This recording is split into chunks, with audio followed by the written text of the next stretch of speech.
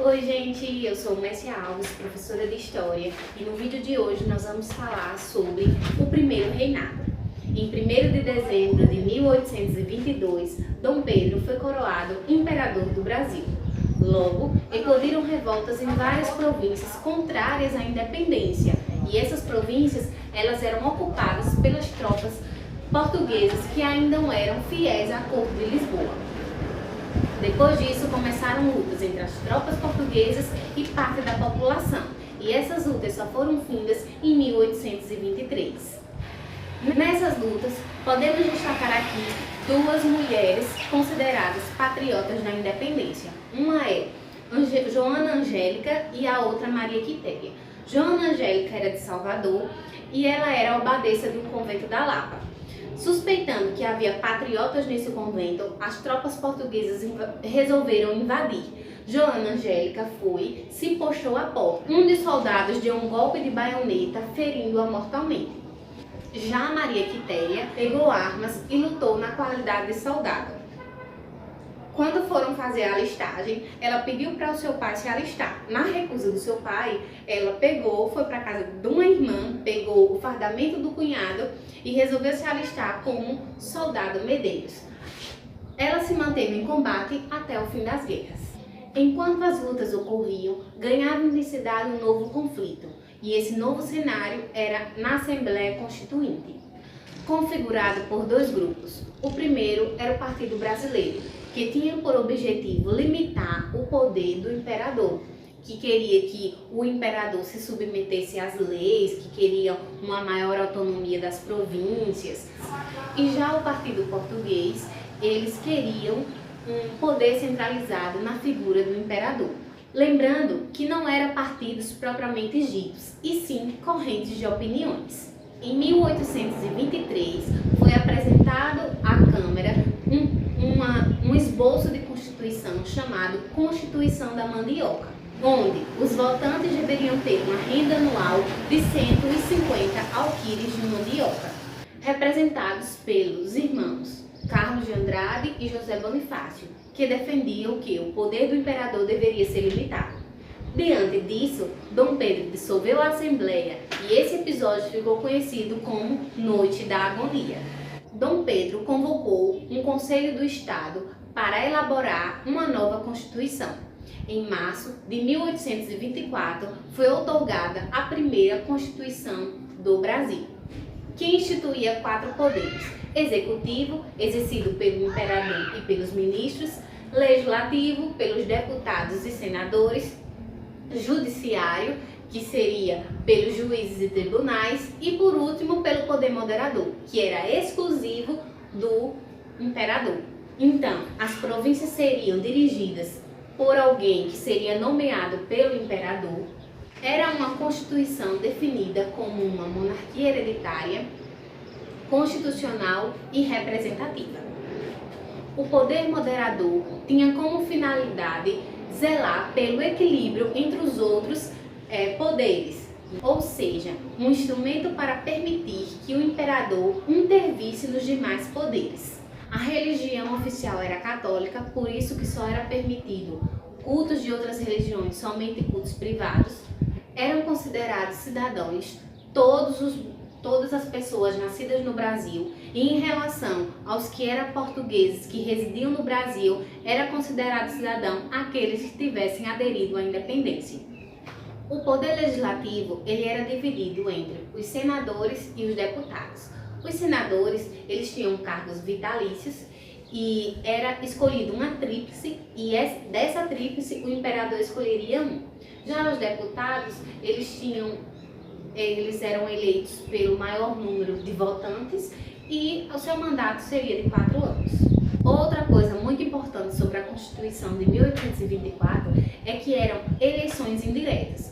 Primeiro, ocorria uma eleição para que houvesse um corpo eleitoral. E aí esse corpo eleitoral era que votava novamente para escolher os senadores e os deputados. Nas eleições primárias eram excluídos os menores de 25 anos, mulheres, religiosos, criminosos e quem não tivesse renda mínima anual de 100 mil réis. Nas eleições de segundo nível, só podia participar quem tinha renda anual acima de R$ 200.000, sendo que os alforriados e as mulheres já estavam, mesmo que tivesse essa quantia, mesmo assim já estava automaticamente excluídos dessa vida política. Essas determinações criavam uma divisão entre cidadãos passivos, que seriam aqueles que não fariam parte da vida política, e os cidadãos ativos, que seriam os eleitores e os votantes. Lembrando que não necessariamente precisaria ser alfabetizados. No geral, podemos afirmar que a Constituição de 1824 era uma Constituição censitária, elitista e escravista.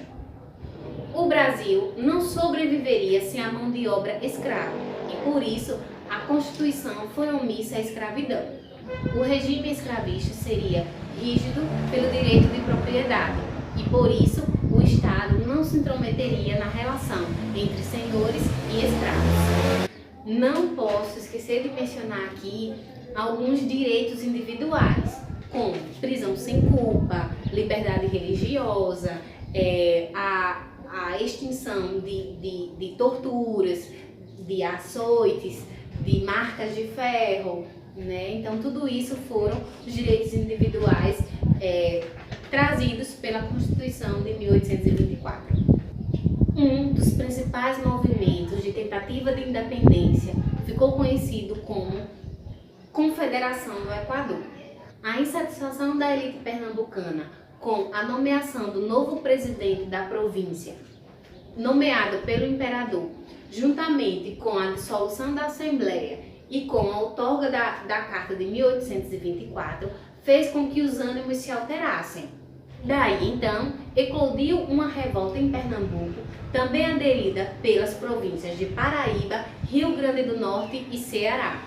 Os rebeldes pretendiam implantar um governo confederado e republicano, com maior autonomia das províncias. O movimento foi altamente reprimido e os seus líderes foram executados, incluindo Frei Caneca.